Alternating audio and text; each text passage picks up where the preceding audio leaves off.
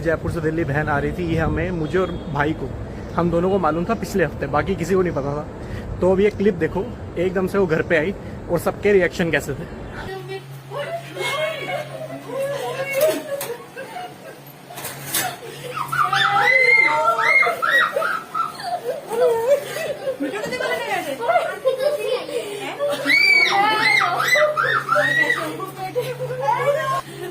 और कैसे हो मम्मी? पहले तोड़ मेरे को देख रहे ऐसे। अरे पता क्यों है ये जो ऐसा सामान नीचे पड़ा हुआ। अरे तो बताया क्यों नहीं? मैंने मना किया।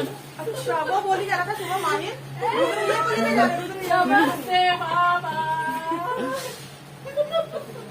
उसको देखो दिव्य शक्ति। क्या हाल है? ठीक है।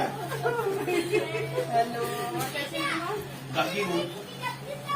चलो बता देना। आ जाना।